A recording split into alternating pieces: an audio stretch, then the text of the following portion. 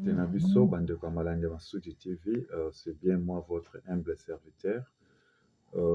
Toye une émission Nabiso et Masudi TV, de partout, Bozolanda Biso, Topesi Bino Mbote, au nom de Jésus-Christ de Nazareth.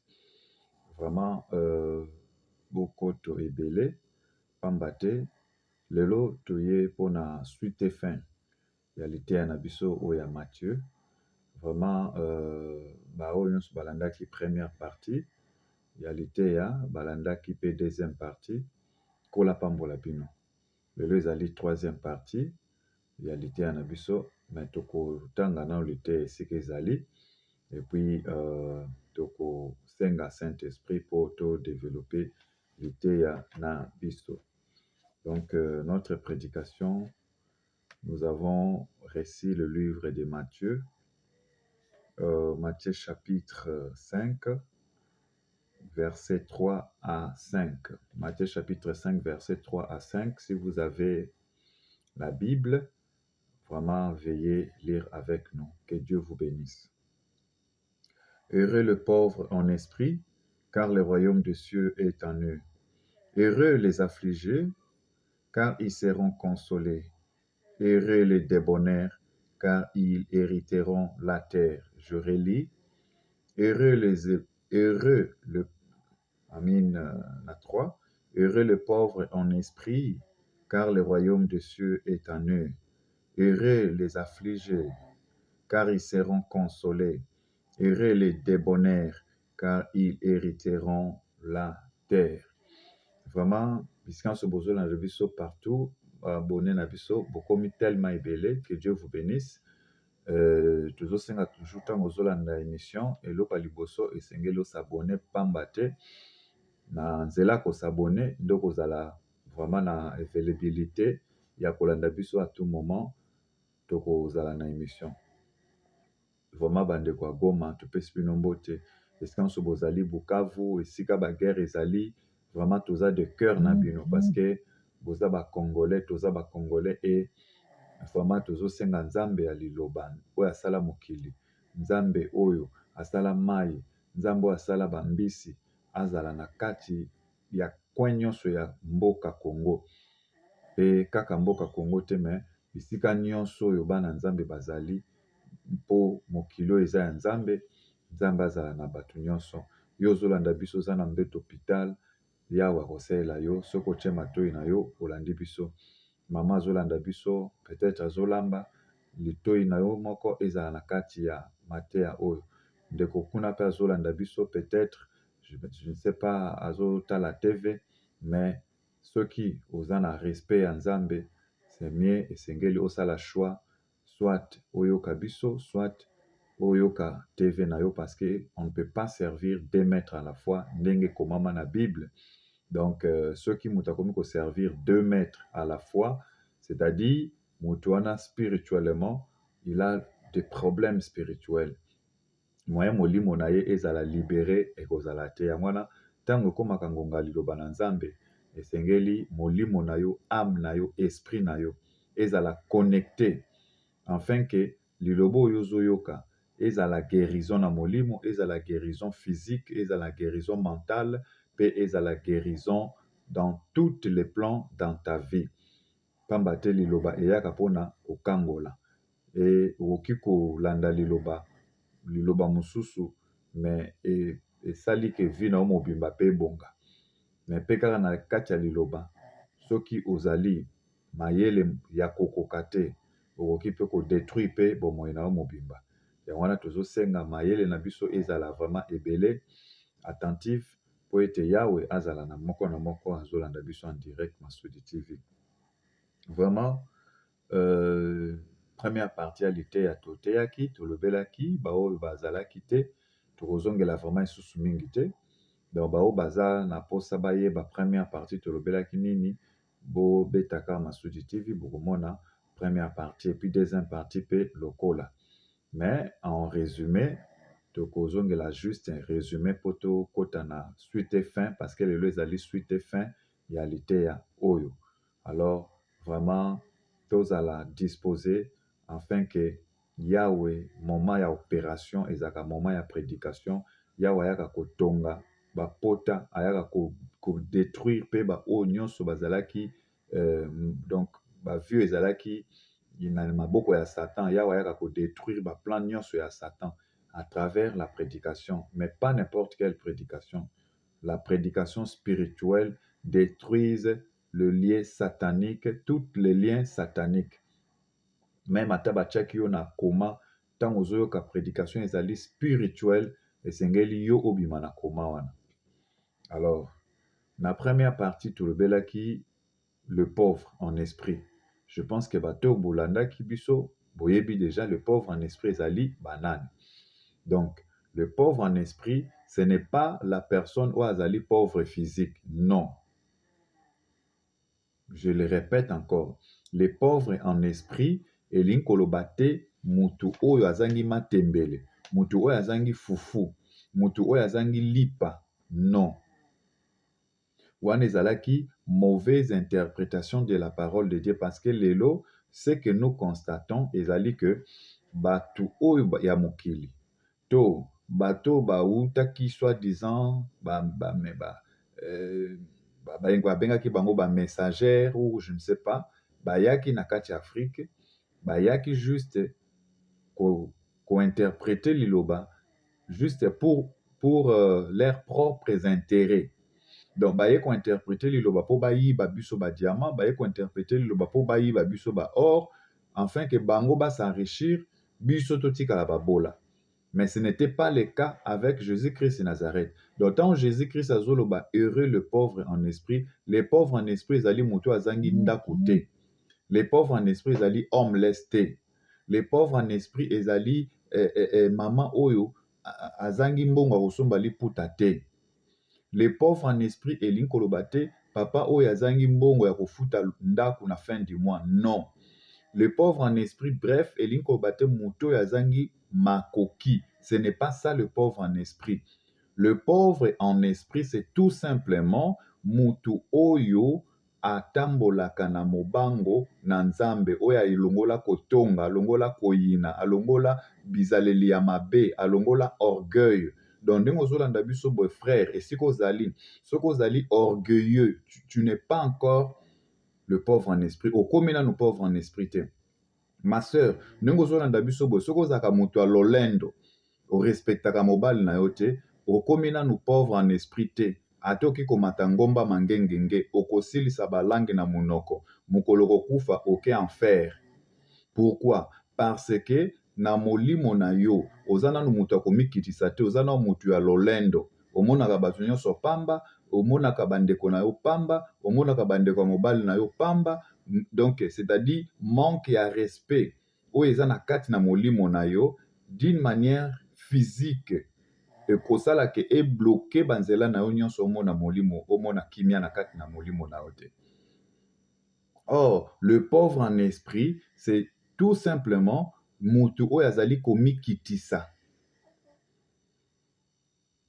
Vous comprenez? C'est l'une des raisons soki toki kokende plus loin mpona bao bazalaki te, parce que les retardataires ont toujours tort. Donc, toza obligé, la prédication nous oblige ya kosala un peu rétro, ya kozongela moke na nsima. Tala Jésus ntango azalaki na bayekoli baye Jésus na kati na biso olakisa biso nani mokolo.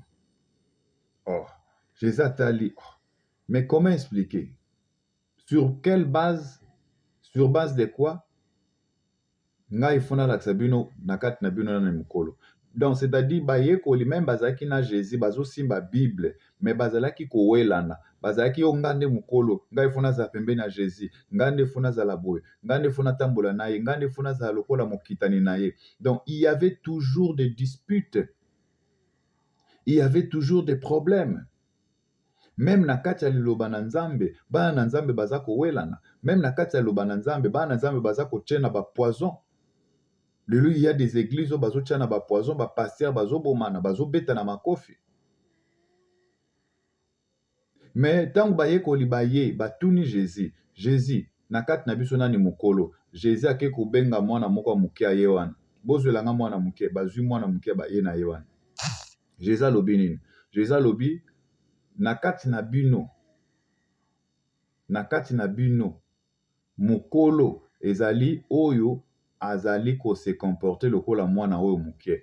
Donc na kati na bino mokolo nde mwana oyo muke. Donc c'est-à-dire soki na âge na bino boza nango, soki bokomi lokola mwana oyo muke, nde bokomi ba mikolo. Bomoni parole spirituelle ya Jésus. Bayekoli bamitali biso oyo atali aza na 50 ans, atali aza na 40 ans, atali aza na 37 ans, atali aza na 60 ans. Siko ndenge nini Jésus akende olobake tokoma lokola mwana wa muke aza soki na 7 ans, soki 5 ans. Siko tokoma mwana muke lokola ekobanda na ndenge nini. Bakomaki troublé. Cela signifie quoi? Parole ya molimo etroublaka bato ya musuni. Yo ozolanda biso, soki oza mutu ya musuni, oza trop cher, oki kozala pasteur, oki kozala évangéliste, je ne sais pas, ou prophète, mais soki oza charnel, makambo tozoloba eko bouleverser yo, eko banda otala makambo nini mwana azoloba. Makambo nini tata azoloba, makambo nini mosala na Nzambe azoloba. Pourquoi? Parce que les paroles spirituelles bouleversent tout ce qui est physique, tout ce qui est charnel. Alors, si Jésus azolobisa bango, il faut muta koma mwana muke. Donc mwana muke linkoloba, tout simplement, atoza na 50 ans, esengeli yo o imiter caractère o mwana muke azaka nango. Botala mwana muke, mwana ya bébé. Est-ce que mwana bébé fingaka? Est-ce que mwana ya bébé yinaka? Est-ce que mwana bébé alobaka ngana lingaka bato yo te? Botala mwana bébé. Même ata mwana soka komi ata ba 7 ans, 6 ans. Bayebaka mabete. Soko ebisi ke papa wana aza ndoki. Mais tango papa wana kokota na lopango, mwana wana okendo yamba papa wana. Mama wana azaka ndoki. Tango mama wana koti na lopango, mwana wana okendo koyamba mama wana. Est-ce que mon frère, ma sœur, yo ozolanda biso, oza peut-être na poto, oza na France, oza na Belgique, ozolanda biso bisika nyonso, ozwi occasion kolanda biso na mateya oyo. Est-ce que ndenge oza wana, est-ce que olingaka bato oyo bayebisa yo baza bando? Est-ce que olingaka bato bayebisa yo balingaka yo te? Donc ndenge ozoyoka liloba oyo, soki nano okomi en mesure ya kolinga bato oyo oyebi bayinaka yo te. Donc bato oyo oyebi balingaka yo te, bayinaka yo. Soko komi en mesure ya kolinga bango te, nano komi mwana muke te. Lelo soko kufi oke enfer. Yango liloba oyo eye koyebisa yo, répands-toi mon frère, répands-toi ma sœur. Longola orgueil, longola lolendo, buka mapeka, zwami kitisa liboso na Nzambe, koma lokola mwana 7 ans, koma lokola mwana ya 8 ans, koma lokola mwana ya 3 ans, koma lokola mwana ya 4 ans. Tango bazoyebisa ye kende na gauche, mwana ya 4 ans azotosa. Tango bazoyebisa ye kende na droite, mwana ya 4 ans azotosa. Pona nini? Parce que nanu ayekoli mabete na kati na bomoi na ye. Yango moni Jésus-Christ de Nazareth comme azalaki pédagogue, ayebaki mayele nyonso ezalaka na mokili oyo. C'est l'une des raisons apesaki exemple ya mwana muke. Ayebisi bayekoli oyo akokoma lokola mwana muke yende mukolo. Donc cela signifie moto oyo babonaka ye bafingi ye alobaka te, bayini ye alobaka te, babeti ye, Nzambe limbisa bango. Mokili bakobenga ye zoba, mokili bakobenga ye soki ombwa koto, ye kuna soki nini bakobenge balangage nyonso. Moto oyo bato bazobenge lokola zoba po limbisaka po akipaka makambo ya bato te.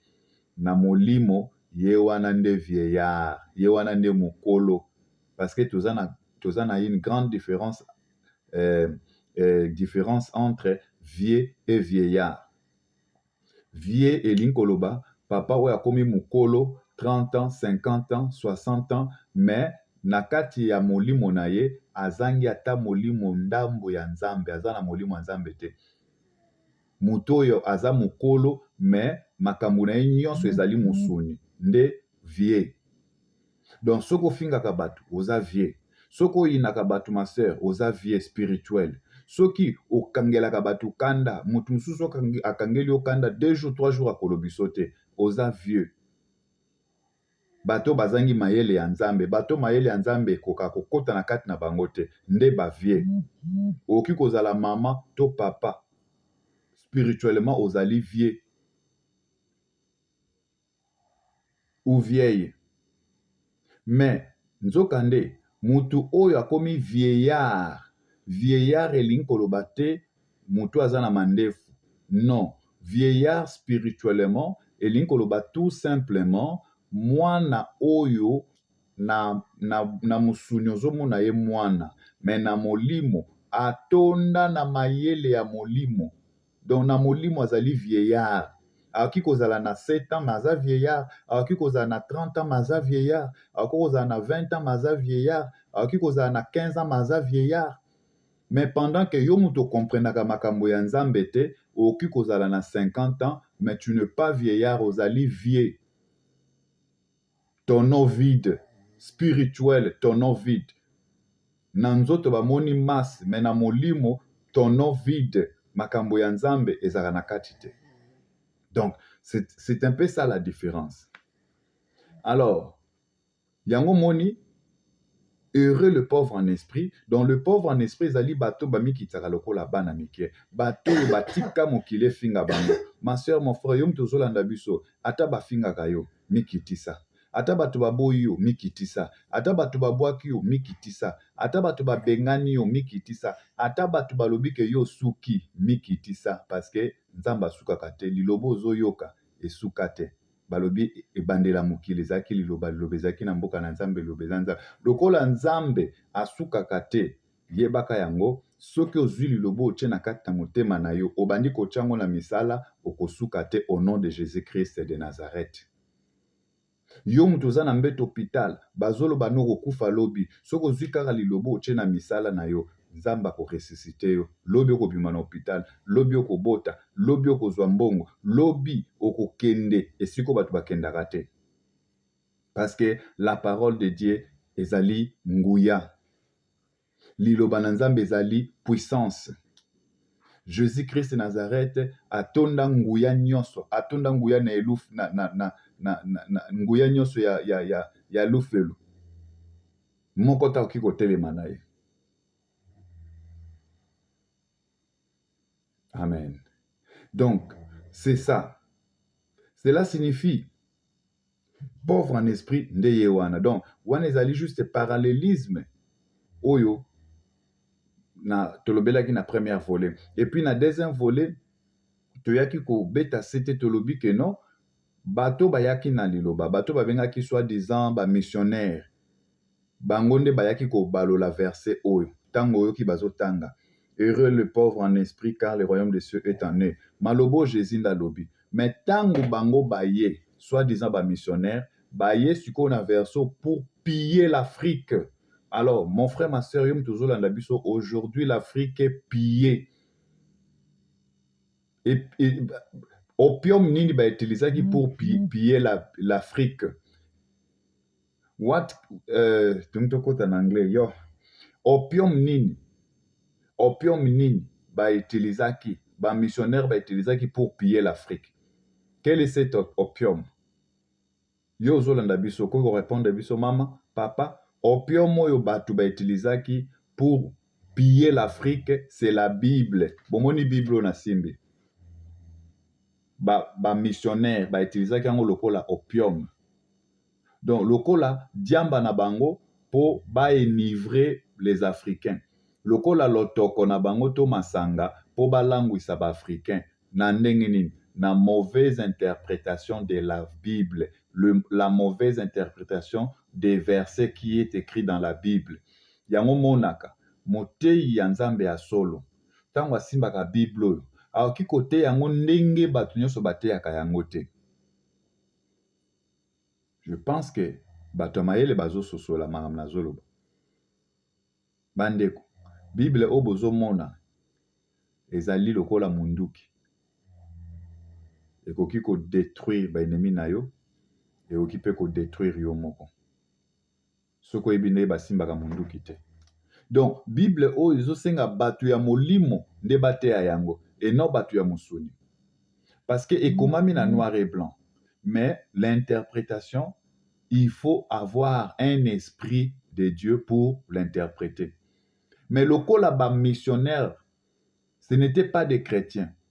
C'était juste des gens qui s'est fait des chrétiens. Parce qu'aujourd'hui, il y a une grande différence entre le vrai chrétien et le faux chrétien. Il y a des gens qui ne sont pas des chrétiens, mais qui se sont faits des chrétiens.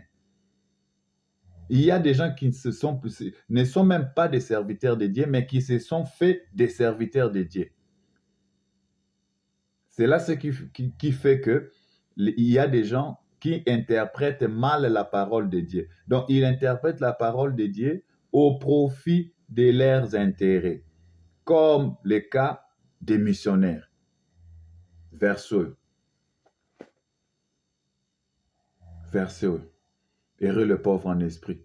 Bango tango baye mbala moko te bino ba noir boki kozala na ba diamant te boza heureux Jésus kuta lobaki boza heureux boza na bino heureux bopesa biso ba diamant bazwi ba diamant na Shaka Zulu bazwi ba botole biloko nyonso azaki nango ya ba diamant ya or cuivre cobalt pesa bino bozo méritango te et l'Afrique est pillée jusqu'aujourd'hui. Nde makambo tolobelaki na deuxième volet. Alors, le troisième volet, zali suite fin. Toye koyebisa bana na Nzambe boye. Yo mutu okendaka église, okendaka olobi na ke église na ke osambela Nzambe eza mabe te.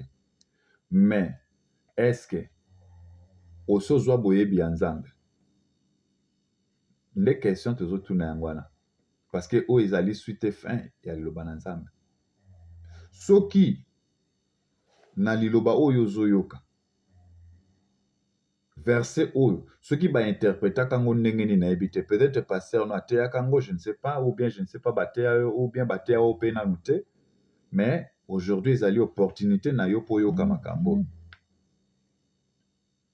D'abord, la première des choses, zwa mokano loba na motema na yo kobanda lelo Nzambe na ngai pesa ngai sagesse.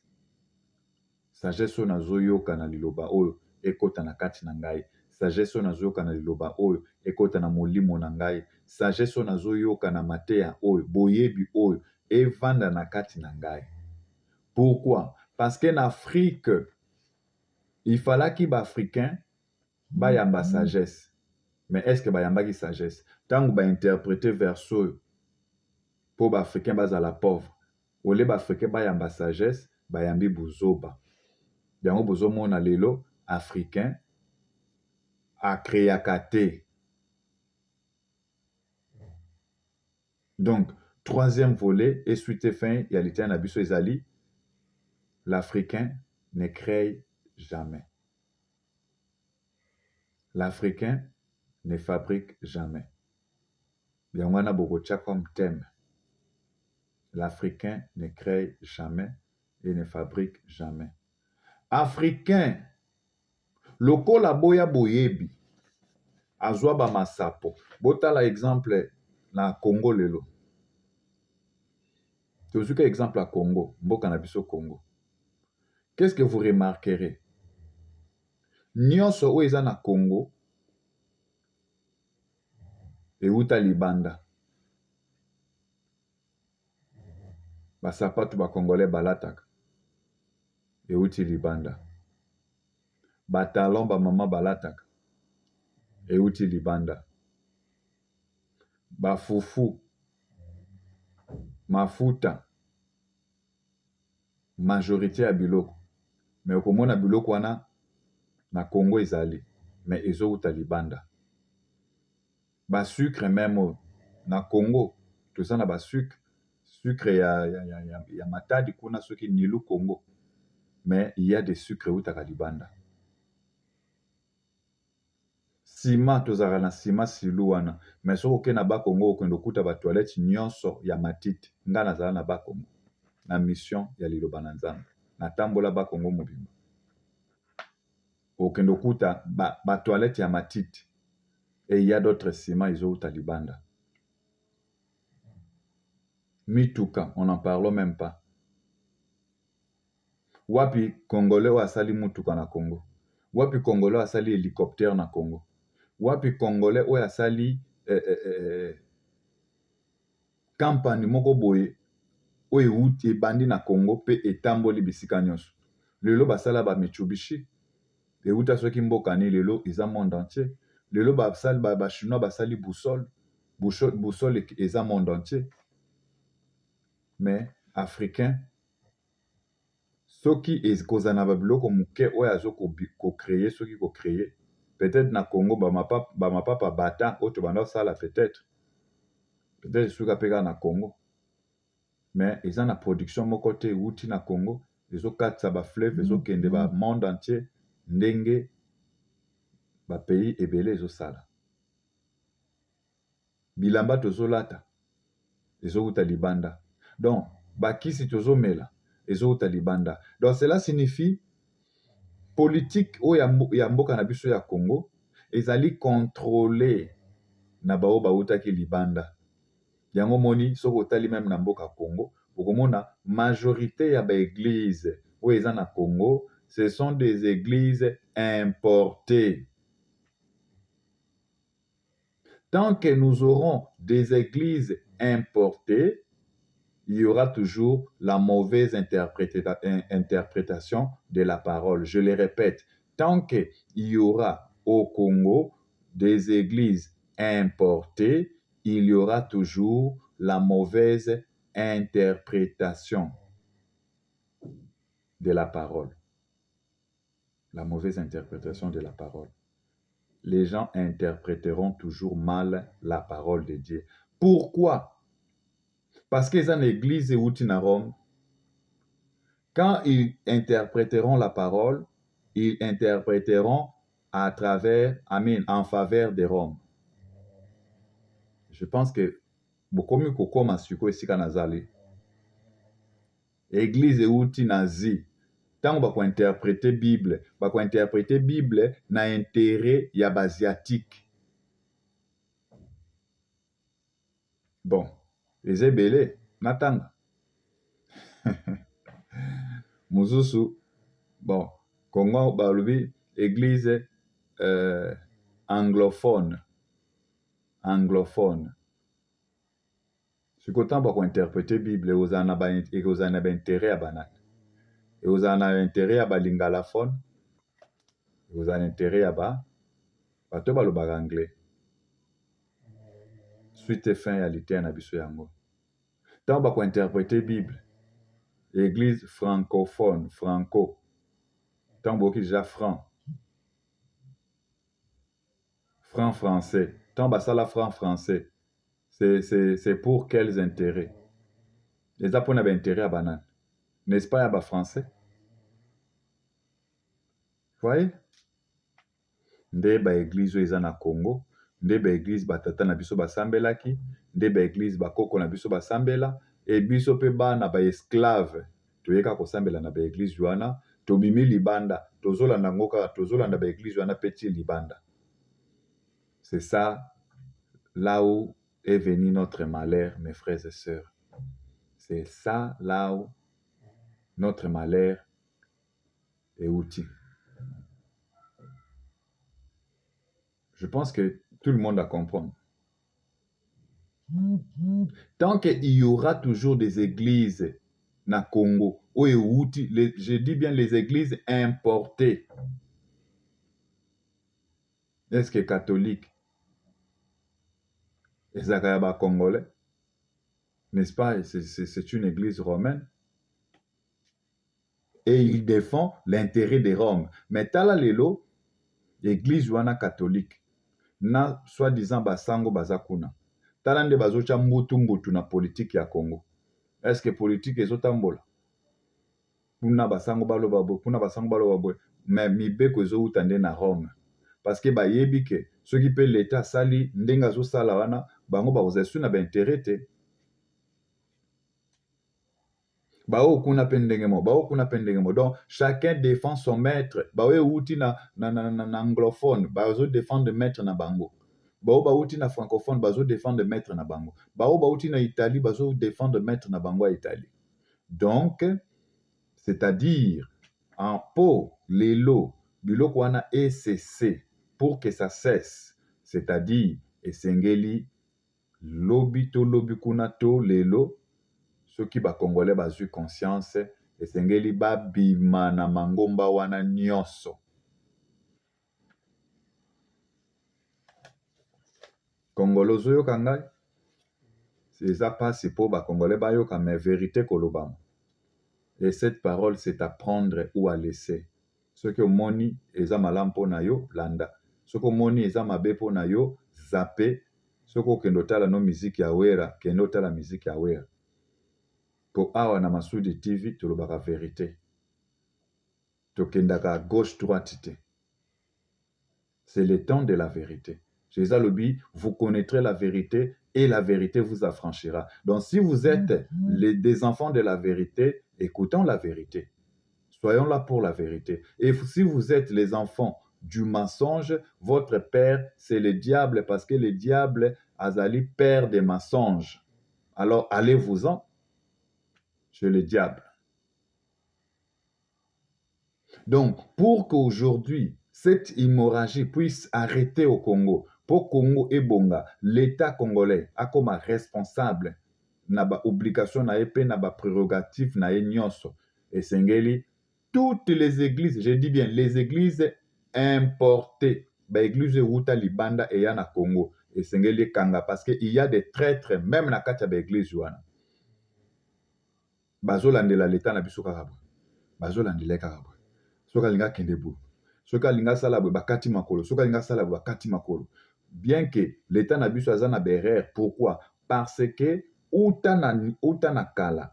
Basi ba corrompa l'État na biso. L'État na biso le ndeto so ba awa azali l'État corrompu parce que azali pe ko observer, azali ko salela d'abord ba impérialistes, les impérialistes bango nde batindaki ba mangomba na bango wana eya na kati na Afrique to na Congo. Pour n'a pas sa mauvaise interprétation de la parole. C'est l'une des raisons. Il y a beaucoup de gens aujourd'hui au bavana na banda ko basambe la kate ba koma ba païen compte tenu il y a ba religion étrangère où il y a ko détruire il y a ko sa mauvaise interprétation de la parole de Dieu.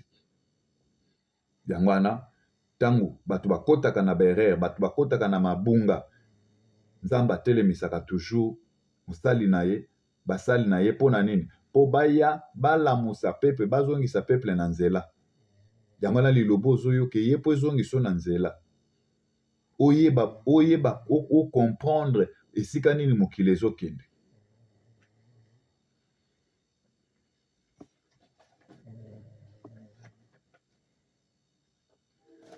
Amen.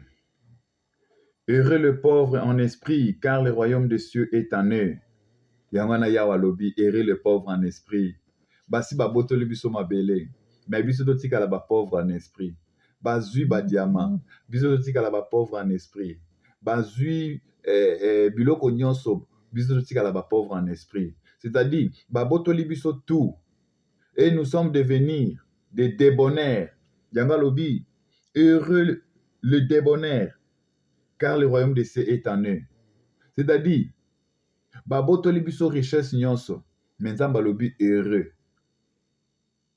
Yo mutu ozolanda ngai, ata oza na eloko te, oza heureux soki ozoyoka lilobo. Ata oza na mbongo te, mais tu es heureux ntango ozoyoka lilobo. Ata ozwi, ata babotoli yo nyonso, ata otikali kaka maboko polele, yeba ke oza heureux spirituellement.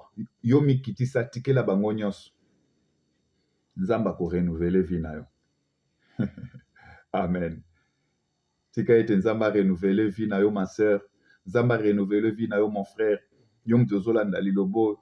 Yawa renouveler vie na yo ya sika. Ata bazwi nyonso me batikelo kaka molimo nzambe.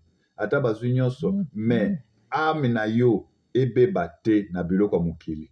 Ata bazwi nyonso me yo tikala na paix du cœur parce que première chose o Jésus-Christ apesaka bana ya nzambe eza mbongo te, eza libala te, eza voyage à poto te. Mais la première des choses o Jésus-Christ apesaka bana na ye, c'est la paix. C'est la paix. La première des choses. Yango alobi, je vous laisse la paix et je vous donne ma paix. Je ne vous la donne pas comme le monde la donne. Mon frère, ma sœur, mondo bozo mona oyo, soi-disant, pona bango, kimia ezali kozala na lopanga munene, mais bazwi kimia ya musuni, mais mutaza na lopanga munene, mais na butu alalaka te. Wana ezali paix ya monde.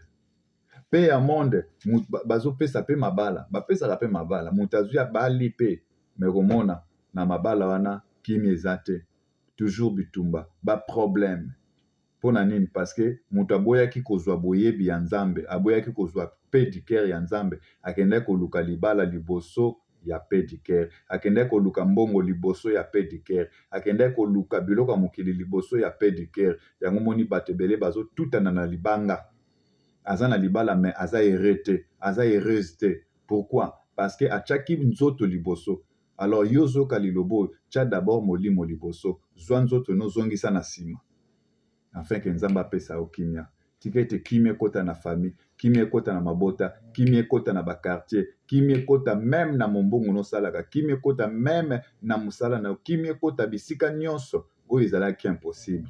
Que Dieu vous bénisse vraiment nzambe apambola bino bao nyonso bolandi mateya na biso ya lelo ezalaki suite fin ya verset Matthieu 5 verset 3 à 4. Vraiment que Dieu vous bénisse. Bon panza message na bisika nyonso. Message ezali message ya ba élus de Dieu parce que toujours ndengelo ba nous avons des élus et des na ba appelés. Mais nzambe azana besoin ba appeler ba persévérer pour un jour ba koma ba parmi les élus.